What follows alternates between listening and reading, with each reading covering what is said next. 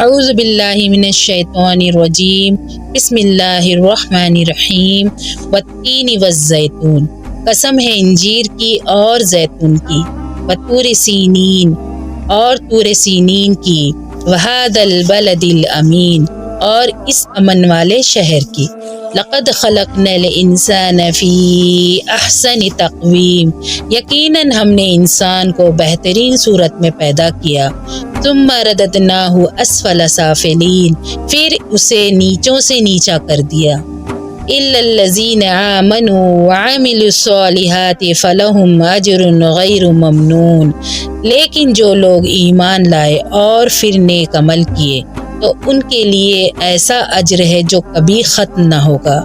فما یکذبک بعد بالدین، پس تجھے اب روز جزا کے جھٹلانے پر کون سی چیز آمادہ کرتی ہے؟ الیس اللہ باحکم الحاکمین، کیا اللہ تعالیٰ سب حاکموں کا حاکم نہیں ہے؟ صدق اللہ العظیم۔ یہاں پر اس سورہ کی ترجمے کے ساتھ تلاوت مکمل ہوئی، الحمدللہ۔ اب آئیے معزز سامعین ہم اس کی مختصر تفسیر جانیں۔ سورۃ التین مکی سورہ ہے اور اس میں 8 آیتیں ہیں۔ اس سورہ مبارکہ میں تین کا ذکر ہے جس کے بارے میں علماء کی کئی رائے ہے۔ کسی کے نزدیک تین سے مراد دمشق کی مسجد ہے، کوئی اس سے مراد دمشق شہر کو کہتا ہے، کسی کے نزدیک اس سے مراد دمشق کا پہاڑ ہے، بعض کہتے ہیں اصحاب کہف کی مسجد مراد ہے، کوئی جودی کی مسجد نو کہتا ہے، کوئی بیت المقدس کہتا ہے، یعنی کئی رائے ہے۔ اور زیتون کے بارے میں کہا گیا ہے کہ وہ زیتون یہاں مراد ہے جسے نچوڑتے ہیں، اور طور سینین وہ پہاڑ جس پر حضرت موسیٰ علیہ السلام نے اللہ سے بات کی تھی، اور بلد الامین سے مراد مکہ شہر ہے۔ اس رائے کو تو سبھی نے مانا ہے۔ بعض علماء کہتے ہیں کہ یہ تینوں وہ جگہ ہیں جس پر 3 اولو العزم پیغمبر بھیجے گئے، تو بیت المقدس میں عیسیٰ علیہ السلام، اور طور سینین یعنی طور سینا وہ جگہ ہے جہاں اللہ تعالیٰ نے حضرت موسیٰ علیہ السلام سے کلام کیا، اور بلد امین ہمارے نبی کریم صلی اللہ علیہ وسلم کا شہر مکہ جہاں ہمارے نبی صلی اللہ علیہ وسلم کو مبعوث کیا گیا۔ اور تورات کے آخر میں بھی ان تینوں جگہوں کا ذکر ہے۔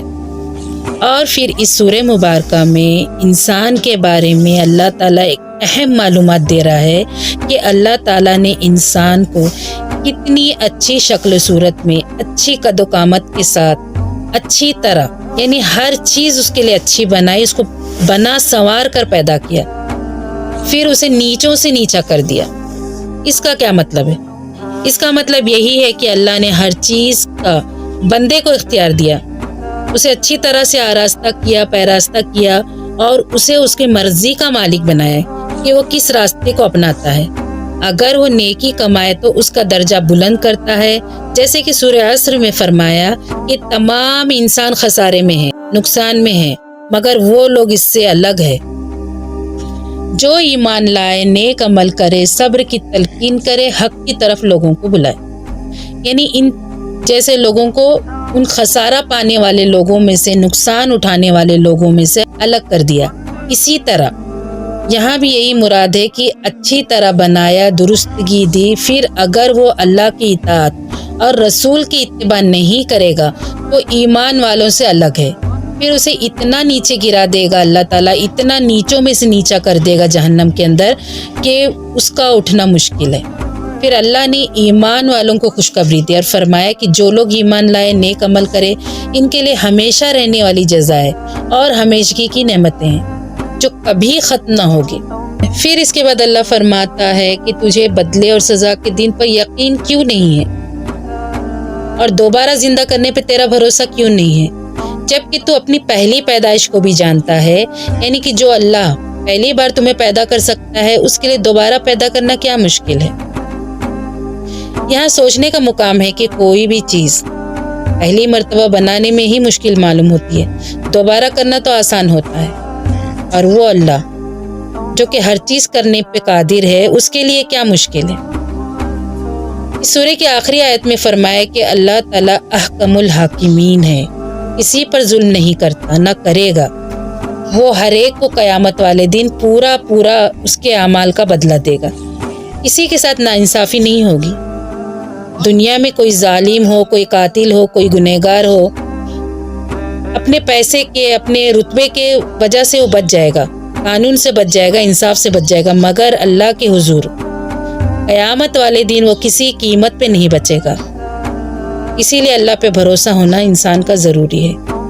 آخر میں ایک حدیث جانیں گے اس سورہ کے بارے میں۔ حضرت ابو ہریرہ رضی اللہ تعالیٰ عنہ سے مرفوعاً روایت ہے کہ جو بھی یہ سورہ پڑھے، یعنی والتین والزیتون کی تلاوت کرے، تو آخر میں وہ کہے بلا وَأَنَا عَلَى ذَلِكَ مِنَ الشَّاهِدِينَ، یعنی کہ ہاں میں اس پر گواہ ہوں، یعنی جو بھی اس سورہ میں اللہ کی صفات بیان کی گئی ہے میں اس کی گواہی دیتا ہوں، اس کی تصدیق کرتا ہوں۔